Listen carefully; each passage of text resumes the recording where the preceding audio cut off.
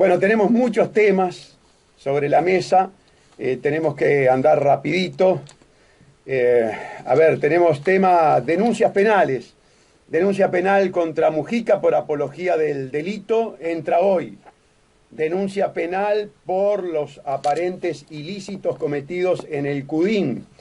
Estamos hablando del uso de la tarjeta corporativa por parte del señor Engler y del señor Asdrúbal López, violando el reglamento estricto que trajo Engler de Suecia, tomando como ejemplo lo que le sucedió a una ministra de Suecia que compró una tableta de chocolate con la tarjeta corporativa y tuvo que solicitar la renuncia, pidió la renuncia y cargo por las críticas que emergieron en la prensa. Así que... Buen día, Gustavo. Buen día. A ver. Me quedaría... Te está con ganas de dar palo hoy, yo ya... No. Me quedaría parcialmente satisfecho si de esa denuncia sí. se investiga esta circunstancia nada más. Sí. ¿El señor Engler es funcionario público? Y sí, es funcionario público. Bueno, si es funcionario público, ¿cómo puede ser que pase la mayor parte de su tiempo en Suecia? Claro. Es decir, yo quiero saber cuál es el régimen funcional de este especial funcionario público. Está planteado en la denuncia. Ahí está. Su situación con respecto al BPS y su situación funcional. Con Mujica, bueno, el tema de la 45, de que le gustaba entrar a los bancos con la 45, pero después clavó a todos los uruguayos esclavizándolo a los banqueros agiotistas. Así que, bueno, el viejo con el doble discurso, la doble moral y trabajando para la oligarquía. Y además sembrando inmoralidad, ¿no? Sembrando delincuencia. Delincuencia. Porque yo me pregunto, yo la otra vez lo veía al doctor Charles Carrera, ¿no? Senador actualmente. Sí, ¿no? senador. Lo veía pidiendo que se procese por desacato a aquellos que cortan las pulseras electrónicas. Sí. Lo cual me parece bien, estoy de acuerdo. Sí, es un delito, está bien. Es un delito. Pero digo, ¿cómo se puede pedir cuando tu líder dice que el placer mayúsculo es entrar con una 45 a un banco, o a un almacén, o a un kiosco, o asaltar a alguien en la calle? Sí, Charles Carrera, además formando parte de un Ministerio del Interior que se caracteriza por la violación de los derechos humanos, los crímenes de lesa humanidad. Pues yo estoy de acuerdo con Charles Carrera en que quien comete un desacato de esa naturaleza tiene que ir a la justicia. No hablemos del desacato del Ministerio de Salud Pública, ¿no? Ahora, cuando tenés un país con 500 muertos por omisión del Estado y tenés las cárceles, en la situación en la que están las cárceles, que es situación de tortura, o sea, violación de los derechos humanos, artículo 22, literal C de la ley 18.026, Charles Carrera, como funcionario del Ministerio del Interior, tendría que estar procesado. Habría que preguntarse quién está en situación de desacato, ¿no? Ahí está. Bueno, pero tengo el bocón y lo voy a presentar acá en el Facebook, ustedes lo pueden ver. Nosotros hace un tiempo atrás dijimos que Cabildo Abierto era una operación del Partido Nacional, que Cabildo Abierto se abría precisamente como una suerte de nicho para que el voto ultraconservador y fundamentalmente el voto militarista, para acaparar el voto militarista, y una vez que Manini se hace con el voto militarista, en el balotaje lo lleva directamente al Partido Nacional, a Cuquito Lacalle. Sí, Gustavo, el voto militarista que no supone solamente que la familia militar vote. Hay muchos uruguayos que son militaristas y son civiles, sí, civiles comunes y corrientes. Sí, sí, efectivamente. Pero además creo que eso avala otra consideración. Luis Lacalle Pou posa o intenta posar más bien hacia un centro izquierda. O no sé, ¿un centro qué? Un centro López Mena, ¿no? Porque increíblemente está siguiendo los mismos pasos que Mujica, ¿no? Sí, efectivamente. Entonces, sí, efectivamente. Yo cada vez estoy más convencido que es como decís tú, una suerte de operación pinza, ¿no? Para obtener votos, de pescar votos de un lado y del otro, ¿no? A mí me gustaría ser un poquito más radical en la conceptuación. Se fue a arrastrar con los jodedores de Argentina y con gran parte de los lavadores argentinos. Esa fue la posición de Cuquito, y hay que decirlo abiertamente. Fue a buscar el dinero de los lavadores argentinos, fue a buscar a López Mena. López Mena sabemos que es un jodedor, que debió ser procesado. Entonces a Cuquito le gusta la corrupción. En el mismo, ahí está, pero yo te iba a decir lo siguiente, en el mismo camino, en el mismo trillo, ¿sí? Llevaba Mujiquista.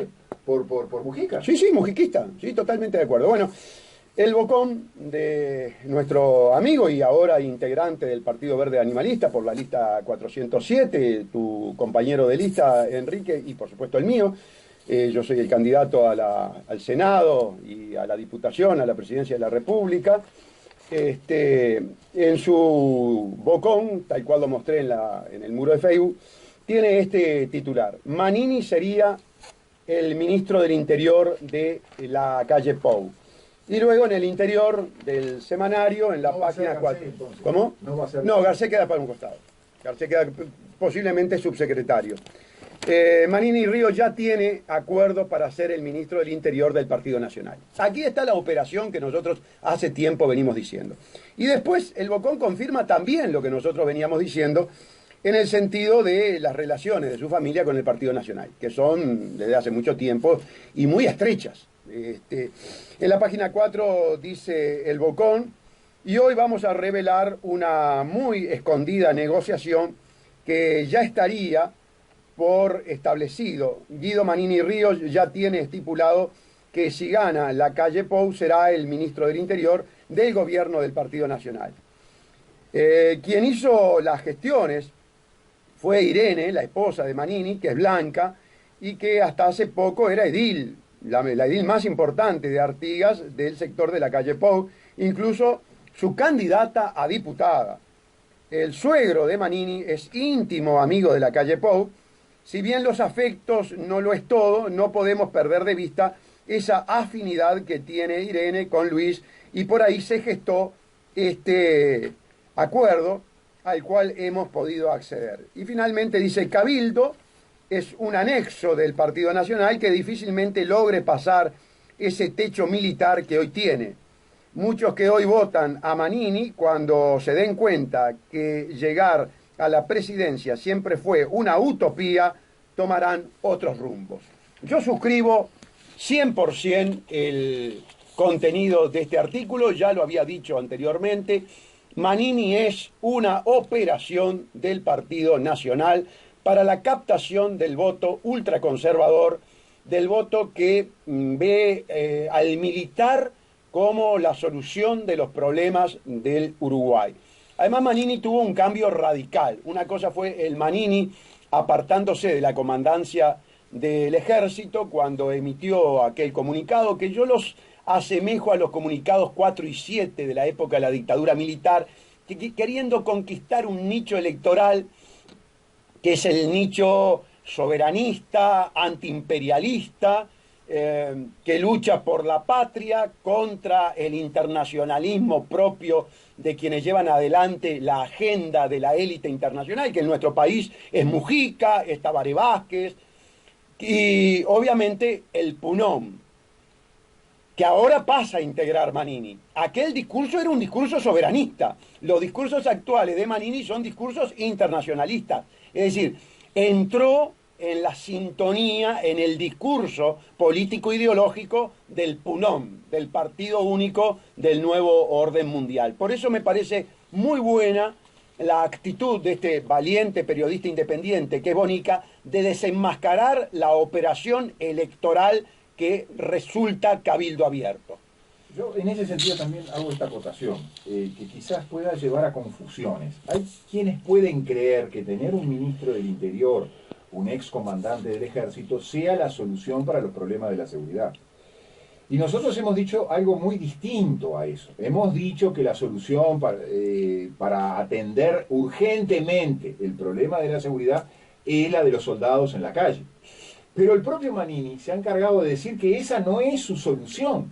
O sea, que él, siendo ministro del Interior, no va a usar la fuerza militar para contener los niveles de criminalidad insoportables que tiene el Uruguay entero hoy. Por lo tanto, va a permitir que esta guerra fratricida continúe generando muerte en los uruguayos inocentes. Y va a ingresar en la gran contradicción que nosotros vivimos marcando de tener una fuerza ociosa, de tener una fuerza que en un estado de necesidad, de desesperación que tiene la gente por los niveles altísimos de criminalidad que tenemos, no solo en el área metropolitana, sino hoy podemos extenderlo prácticamente a todo el Uruguay, resulta que no va a usar esa fuerza porque ya ha dicho que no la va a usar. Claro, una fuerza que jamás va a usar el Uruguay. porque jamás el Uruguay con la tecnología actual va a pelear una guerra con... No, correcto, pero yo insisto, en la medida de que se pudiera utilizar esa fuerza de la autoridad que no está siendo usada, que está siendo ociosa, que queda ociosa, yo insisto, los niveles de delincuencia se bajarían a la mitad. Sí, con una política disuasiva. Correcto. Una política, que es lo que está faltando. En lugar de estar en los cuarteles pintando todo de blanco y lavando los camiones, tenerlo, tomando mate en los barrios periféricos como una fuerza disuasiva. Sin lugar a dudas. Ahí está. Sin lugar. Lo que hoy la policía no hace y no puede hacer. Nosotros en Nuevo Siglo y en el programa que estuvimos ayer fuimos muy claros. El tema de la criminalidad empieza por Casa de Gobierno, Palacio Legislativo y bancos. Allí tenemos la mayor delincuencia del país. Allí están, en Casa de Gobierno, Palacio Legislativo y bancos, los peores y más inhumanos criminales que tiene el país. Atacamos primero allí y después, segundos después, empezamos con la delincuencia marginal. ¿Por qué? Porque la legitimación moral, política, ideológica, ética, axiológica, para poder ir a atacar la delincuencia marginal, primero es arrancarle la cabeza, metafóricamente hablando, a los delincuentes enquistados en el poder y a los empresarios corruptores. Primero vamos al despacho de UPM. Pero además, Gustavo, la pobreza, los niveles de pobreza que tenemos, no se generan de abajo hacia arriba, sino de arriba hacia abajo. Claro. Entonces, los primeros responsables de los niveles de pobreza que existen en el país no son los más humildes, No, sin lugar a dudas. No, y ya vimos que el tema del narcoestado creado por Mujica, evidentemente tú lo tenés que atacar por la parte más importante, y la parte más importante es gobierno y bancos. Allí está el binomio narcotraficante. Pero además, todo lo otro, las renuncias famosas, ¿no? Que el amigo Luis fue a Buenos Aires a anunciar renuncias para no cobrar. Que ya hay, además.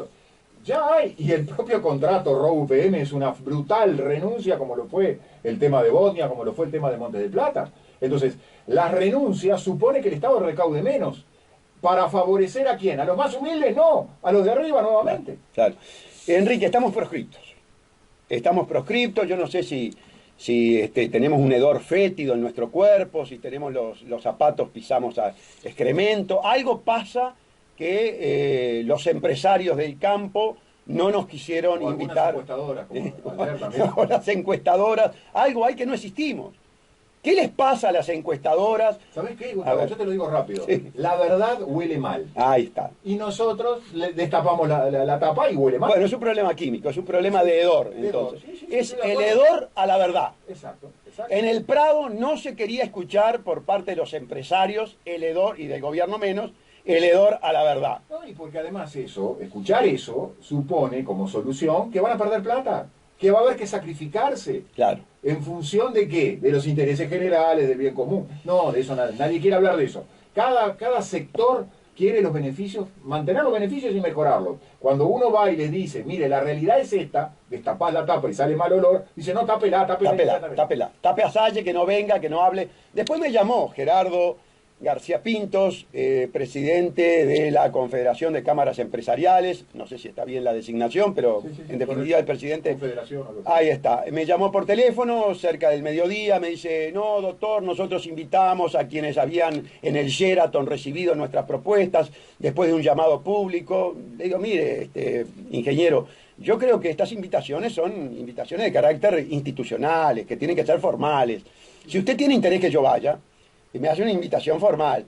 Pero además estamos a tiempo, le digo, porque me llamó al mediodía y no me invitó.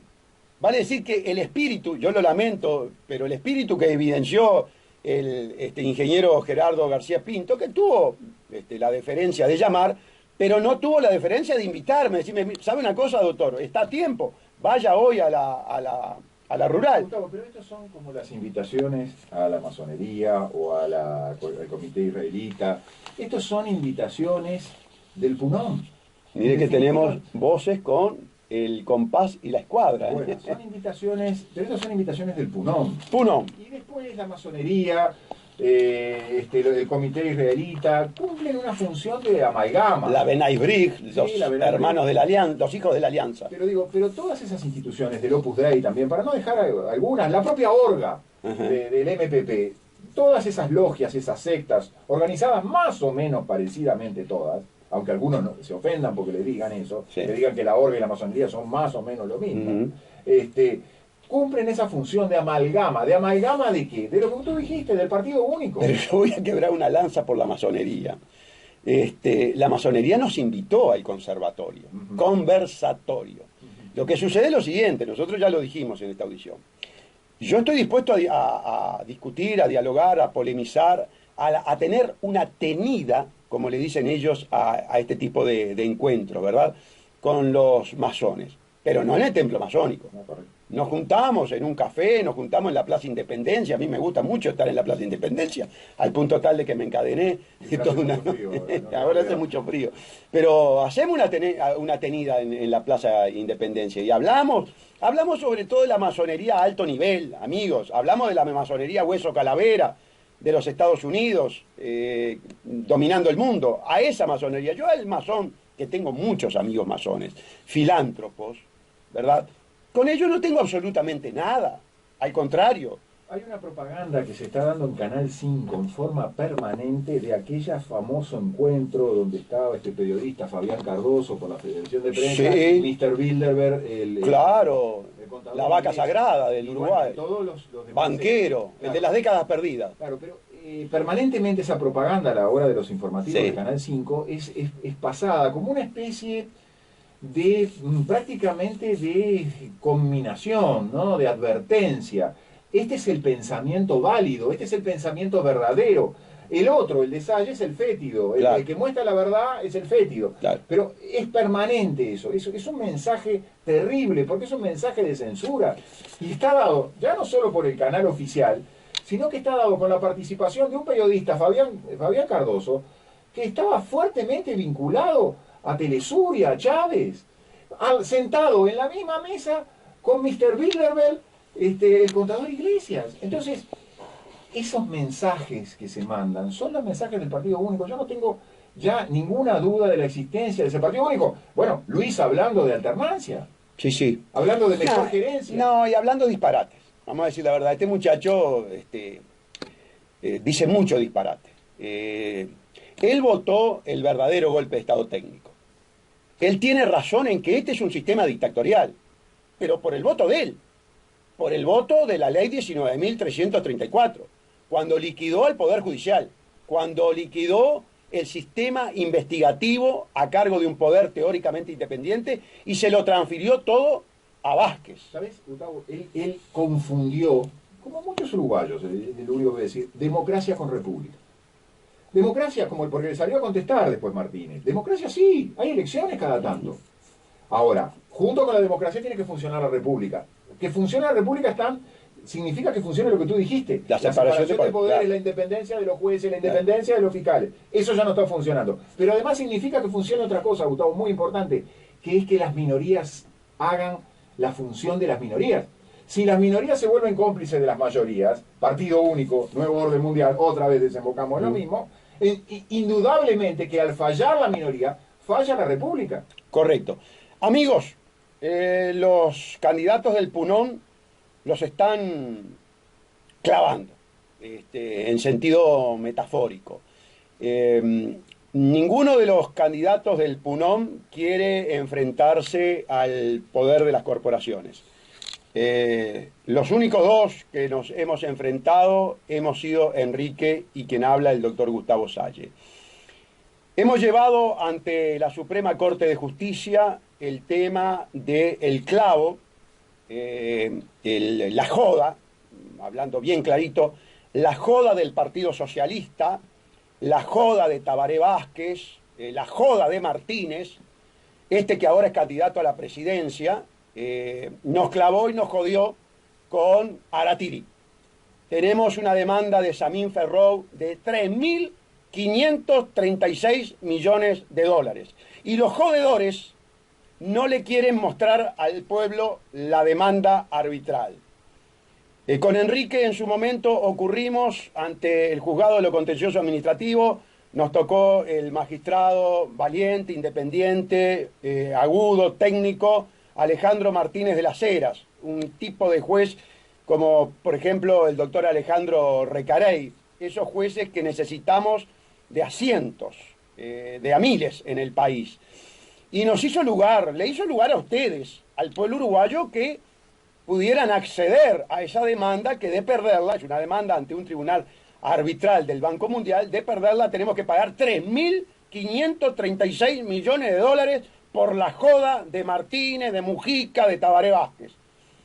Lacayito no pidió nada, el general no pidió nada, Ernestito no pidió nada, Novik no pidió nada, además Novik está con mucho problema, que se está desintegrando todo el partido, ahora se le va a Peña. Mieres tampoco pidió nada, Mieres lo único que está desesperado por debatir con Mujica, con Manini. Nosotros, defendiendo el bolsillo de ustedes, defendiendo la República, la soberanía, la patria, ante un fallo favorable que tuvimos de Alejandro Martínez de la Cera, llega un tribunal donde hay mucho peso de esta gente. Y yo estoy mostrando por el muro de Facebook el compás y la escuadra de los hermanos masones. Porque ustedes saben que el Poder Judicial es un nicho de la masonería. Todos lo sabemos. Es emblemático el caso de Chediak, un connotado masón, pero hay muchísimos más. Entonces, ese tribunal revocó la sentencia, se tiró para el lado del oscurantismo, del secretismo, de la clandestinidad de Vázquez y del gobierno y de las corporaciones, y no le quiere mostrar al pueblo uruguayo esa demanda. Entonces nosotros, con un sentido republicano, democrático, transparente, patriótico, vamos a la Suprema Corte de Justicia, interponemos un recurso de casación para que revoque la nefasta sentencia antipatriótica, clandestina, oscurantista, de no dejar mostrar la demanda al pueblo uruguayo. Le pedimos que la revoque, que confirme la de primera instancia, es decir, que se haga lugar a que el pueblo uruguayo conozca los motivos por los cuales va a tener que eventualmente pagar semejante suma de dinero, y al mismo tiempo, y esto es muy importante, interponemos una inconstitucionalidad de la ley que ratificó el tratado de inversiones entre Inglaterra y Uruguay, que es el marco normativo que le permitió a Samín Ferrou ocurrir a un tribunal internacional de arbitraje con esta furibunda demanda, que no la va a pagar ninguno de los jodedores que nos clavó con Aratirí, sino que la va a pagar el pueblo uruguayo en caso de perderse ese arbitraje. Queremos saber qué tan fundada es esa demanda. Ustedes tienen derecho a saber, los diarios deberían publicar esa demanda, porque esa demanda la paga el pueblo. ¿No es así, Enrique? Sí, correcto, correcto. Allí yo también apunto lo siguiente. ¿Por qué la pseudo oposición no ha seguido el camino que seguimos nosotros? ¿Por qué, Enrique? Muy bueno. Y bueno, porque además se parte de la base que Luis eventualmente va a ser el próximo presidente de la República y va a ser el que va a tener que decir, pueblo uruguayo hay que pagar. Sí. Bueno, yo creo que es parte de todo el problema de no quererse enemistar con la corporatocracia y con el poder. Con la cleptocorporatocracia. Muy bueno. Porque además, ¿cuál es la fórmula con la cual vos te enfrentás a eso? Tirando los tratados de inversión. Claro. Tirando los contratos de inversión, denunciando. Entonces, es un deber de coherencia. Políticas soberanistas. Exacto. La Constitución por encima de todo. Y yo voy a volver sobre un puntito anterior. A ver. Que cuando tú hablaste del golpe de Estado técnico, ¿no? Y de la creación de este engendro de la Fiscalía General, sí, que permite que cualquiera sea el gobierno, nunca se va a investigar al gobierno. Claro. Pero yo además creo que acá no va a haber auditorías, ni mucho menos, más allá de que cambie. ¿Por qué? Por lo del partido único. No, van presos los blancos. Claro, van presos los blancos. Porque están enlodados en la corrupción los blancos también. Entonces, y los colorados. Voy a esta reflexión. ¿Qué fue hacer Cuquito a Buenos Aires invitado por López Mena? ¿No? Nada menos que López Mena. Y yo hago este razonamiento que quizás alguien me pueda decir es exagerado. ¿Fue a pedirle a los argentinos que vinieran a lavar dinero al Uruguay? Ahora, ¿quién es el organismo que tiene la persecución del lavado de dinero en Uruguay? Yo no sé quién es el organismo, pero el banco sí sé. Es el Heritage. Bueno, no, pero me refiero, es muy lindo perseguir el lavado de dinero en algunos casos puntuales, sí, pero bueno, en el caso de Heritage no. No. Pero y todo ese lavado de dinero argentino que nosotros sabemos que existe, absolutamente, porque hay que ver las construcciones en Punta del Este que no han parado, claro, hay que ver los hoteles en distintos barrios de Montevideo que uno sabe vacíos, que no están, claro, vacíos, que no están ocupados. Bueno, ese lavado no se persigue. Claro. Ahí hay una renuncia. Quizás fue a decir eso. que iba a renunciar al ejercicio de la acción pública a través del organismo Fiscalía General, golpe de Estado técnico, para no perseguir a los argentinos que evaden a la FIP Argentina. Claro. Sí, fue a eso. Es decir, fue a decirle a los argentinos los delitos de cuello blanco en el Uruguay, tal como está sucediendo hasta el momento, y lo decimos con conocimiento de causa, no se van a perseguir. Bueno, pero Gustavo, pero mirá tú el desastre en el que estamos inmersos. Uno sosteniendo que la 45 le da placer cuando entra a los bancos. Sí, señor. Otro promoviendo el lavado de dinero en el Uruguay. Exactamente. Ese es el Uruguay. Entonces, con esos ejemplos, con esas referencias que tenemos, ¿cómo no podemos entender que además de la quiebra económica, educativa, social, no tenemos una quiebra moral? Moral y axiológica, por supuesto, por supuesto. ¿Sabés lo que pasa, Enrique? Que estos números son mortales y los mentirosos, los demagogos del PUNOM no lo quieren decir. Desempleados 176.400. No busca empleo 628.200. Menores y restantes 869.299. Total de estas personas que están fuera del circuito productivo, 1.714.899. Funcionarios públicos 306.269. Únicos laburantes privados 689.131. Es imposible con 700.000 jubilados. Es imposible con esta estructura que no tengamos déficit fiscal y que no vivamos a préstamo. Y ninguno de los del PUNOM que van a tocar la música que quiere escuchar el electorado uruguayo. El electorado uruguayo le encanta que le mientan, porque tal vez el electorado uruguayo no quiera enfrentar la realidad, y la realidad es sangre, sudor y lágrimas. Señores, la inviabilidad. O la inviabilidad del país. O cambiamos o es inviable. Ahora vamos a ir a la Plaza Independencia con un solo Uruguay. Pero le tenemos que decir a un solo Uruguay que tenemos que también, además de hacer viable la producción agropecuaria del país, no podemos envenenar a los uruguayos. No podemos seguir contaminando todos los cursos de agua del país. Eso es muy importante, Gustavo, porque si no, un solo Uruguay también incurre en el mismo pecado que venimos diciendo. Por supuesto. Cuando el agua me llega al zaguán de mi casa, me quejo. Mientras le llega a los de los demás, no. Y eso no es un pensamiento patriótico, ni menos un pensamiento de un estadista de tu calibre, ¿no? Sí, efectivamente. Bueno, se nos fue el tiempo. Gracias por habernos escuchado. Y nos reencontramos aquí en CX30 Radio Nacional el próximo jueves a las 12. Un gusto.